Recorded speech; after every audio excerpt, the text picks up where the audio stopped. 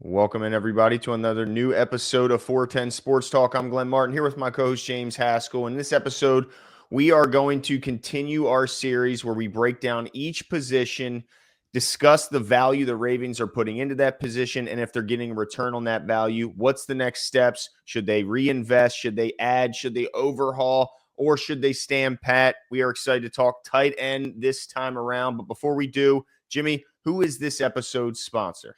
Yeah, you know who it is. BetOnline, of course, is the most trusted betting platform and your number one source for online betting in 2025. Whether you're a seasoned fan or a first-time bettor, BetOnline is your ultimate game day companion. They have the largest selection of odds on everything from the NBA, college basketball to the NHL, the UFC. BetOnline continues to be your number one sports betting source. From every three-pointer to hat trick, BetOnline has you covered with odds, stats, and more for every game, every play, and every win. Bet online, the game starts here. Yes, it does. Yes, it does. And look, this is going to be an interesting one, Jimbo, because you'd be hard-pressed to find a team around the league that values the tight end position more than the Ravens, at least how it perceives from the outside, both by the commitment to continuously drafting the position as well as extending and signing big contracts, particularly to homegrown talent at that position. But also the way they run their offense, the amount of two tight end and three tight end packages is always at the very top, near the top, if not the very top of the league. So this is an important position, Jimbo, and one that they've certainly spent on, but I think might be the most divisive heading into this offseason, where we got certainly groups of fans on each side, whether we should consider starting over at least at the top of the depth chart at that position. Yeah, the idea of recency bias is a real thing here, right? And people aren't too happy with the way the season ended, and of course, Mark Andrews being a big part of that. Some of that he has to blame for himself, but of course, he still has a lot of stats to back up a stellar season in 2024. So, like you said, Glenn, a lot of logic on both sides, a lot of different opinions. And this isn't a room where it's just a landslide to say, hey, we're going to do this, this, this, and everybody agrees. So just really quickly, for the sake of the money that's projected next year. So we're going to break down all sides, like Glenn said, but we'll start with what's committed next year. So I'll pull this up real quick. Let me know if you guys can see this here. So here's a breakdown of the Ravens tight end group for 2025. You can see by player, and then, of course, the total at the bottom. So Mark Andrews is, as you would imagine, the leader at a hair under 17 million. And then Isaiah Likely is at 3.5. Charlie Kohler's at 1.2. And it's funny. What's his name's not even on here. Who's the kid? Kadri's son? Oh, yeah. Well, I think he's on a futures, right? Something. But the other piece of this, of course, the total commit to next year is $22.5 million. Now, the other piece of it that I want to add to it that will be a part of this conversation is the Patrick Ricard conversation, right? Because he's a free agent and he kind of is in that formula of the tight end room. But for now, it's 22.5. Mark Andrews a hair under 17 million. Glenn, what are the moves we can, like, are there projected or not projected, but are there moves we can make to save money? What's the conversation around Mark, and why are people kind of identifying him as a possible person we should cut? Not just out of, hey, he dropped that ball, but like there are people financially think that we should do this, right? Yeah, well, I mean, he certainly has a large cap hit. He carries a 16.9 cap hit going into 2025, and cutting him while the Ravens would incur a penalty, they would also, get some savings as well. So I see why, but let me just quickly go back over. So last season, similar numbers as far as total number commitment, and right in line with the top, the top tight end contributors around the league. When you look at teams that pay tight ends around the league, there's some that pay them certainly more than others. The high end spenders would be teams like the Chiefs, the Niners, the Vikings, teams that have paid their tight ends, all pretty successful teams. But also then there's, they're all right in line with where the Ravens spend for that position. Then, the Eagles, Falcons, they're kind of in the next tier down. And then teams that aren't investing a ton are teams like the Lions and the Bears, even though they have some pretty decent tight ends on that team as well. So right on line with the top end guys, but they could certainly decide to maybe save a little bit of money and get rid of Andrews. And I think the reason being is you can't argue his regular season success, where he's been one of the top tight ends in the league every year, a perennial Pro Bowler, and certainly an All-Pro competitor. But in the postseason, Jimbo, his drop rate, while the sample size shrinks obviously massively, it's not like we're never in the playoffs and he has no sample size. In that small sample size, he has a 20% drop rate on his targets on target. So that's the area where fans are going, well, maybe, just maybe, the Ravens could use that as an opportunity to get some money back. And what that would look like is if the Ravens cut him, they would free up $11 million in cap space and again incur $5.9 million in dead money. But $11 million in NFL terms, Jimbo, could get you a starter elsewhere, or at least sweeten the pot on a guy that maybe you like, but you couldn't quite afford. Well, now $11 more million in your pocket, maybe you can. But Jimbo, are we crazy to even think about getting rid of a guy, a talent like Mark Andrews? Are we crazy? I don't know if crazy is the word. I think that considering it is reasonable because of the money and the state of our cap space. If I'm not mistaken, I know there's a lot of numbers floating around. I think we're hair under $10 million if you account for the rookies coming in and you adjust the cap number that was recently released. I think we're right around there. Projected is 12.7, but things can change. And who knows if that weights in whatever the rookie contracts are going to be, et cetera, right? So, yeah, to your point, it really depends what the Ravens want. Do they like the free agency market, right? Do they feel like they need to get stronger in another position? How much do they believe in Isaiah Likely and his step forward? It's a really interesting time here. So, I'm the type of person. Jimbo. What's up? Think about what you're potentially giving up. I mean, what did we usually call Mark Andrews when referring to him and and Lamar Jackson as a tandem?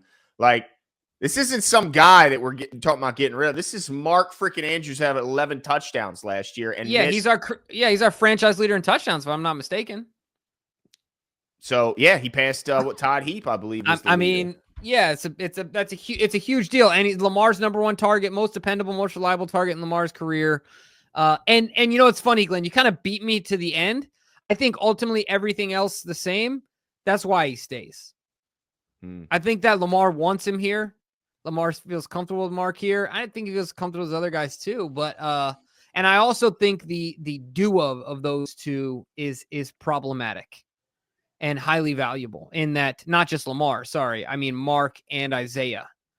Having to deal with those two together is very problematic. So how do you underinvest in the wide receiver room like we do and still find success? Well, we signed good contracts on Rashad Bateman, but you also have really good tight ends that can catch the football, right? And if you lose one of them, so then now what you're doing dollar for dollar is going to a position group potentially where it's more expensive.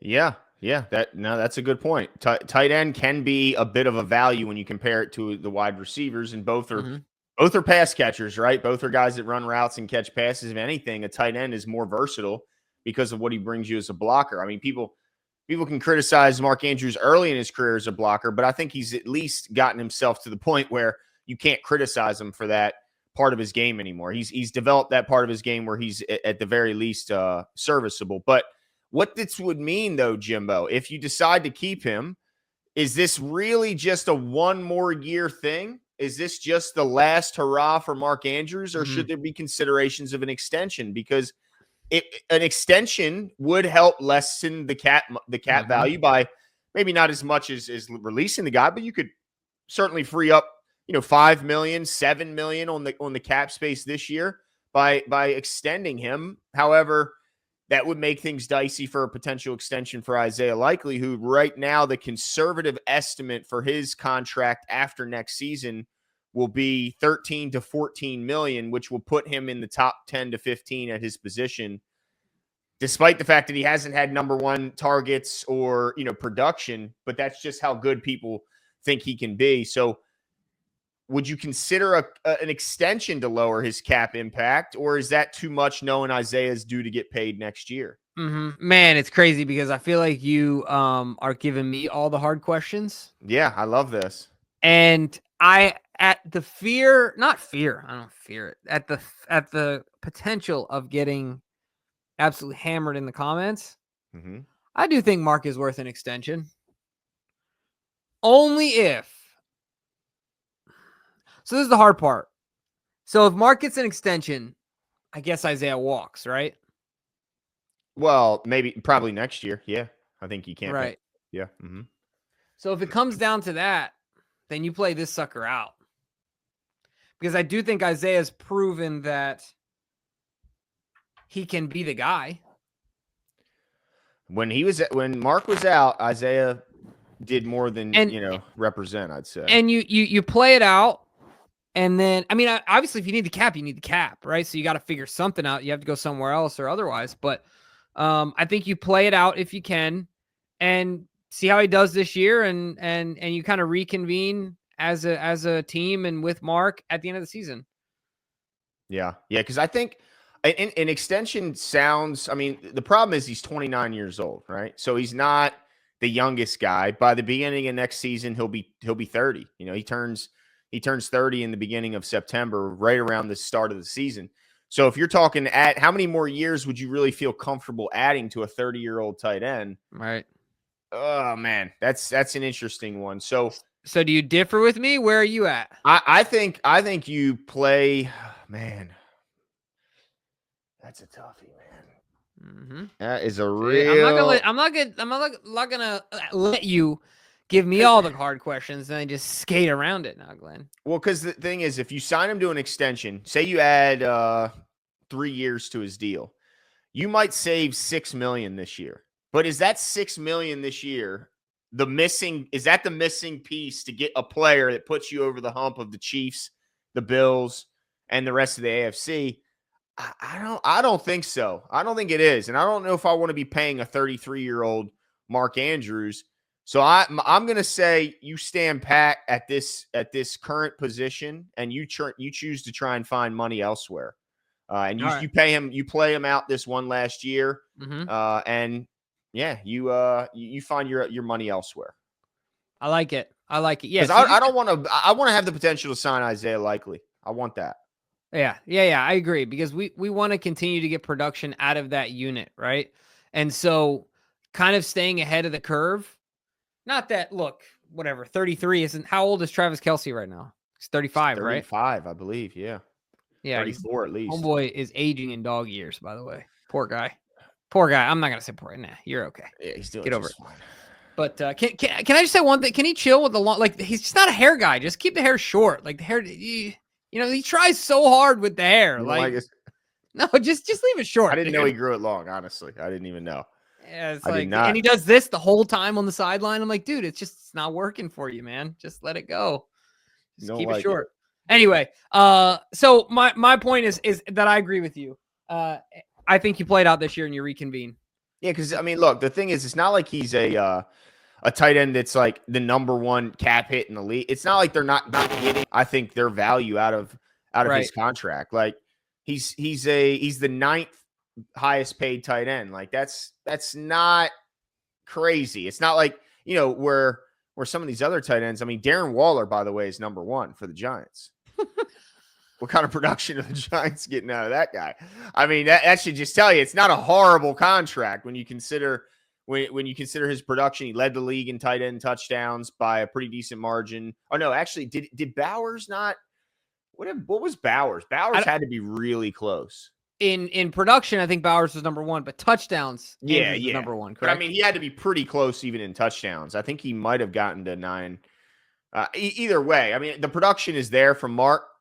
But the biggest question is, what will the fans do if he fumbles a ball or drops a punt? I mean, I'm sorry, drops a catch, particularly a touchdown catch or a 2-point conversion like last time in the playoffs. Are fans going to absolutely lose their mind? I know you can't obviously GM that way or coach that way, but the question is he going to be over that when the time comes, that big drop and that devastating loss, and feeling like he let down the team, even though, obviously Mark Andrews was a big part of the reason why they were in that position to even have that opportunity. But anyway, so, all right. So I want to keep Mark Andrews. You want to extend? Keep him this year played out. No, I'm with you. Yeah, you got to play it out, because I don't want to risk not having Isaiah. To me, the number one priority is you got to extend Isaiah. Yeah. And so if maybe you don't have to do it right now, of course, but you got to let Mark's deal run its course.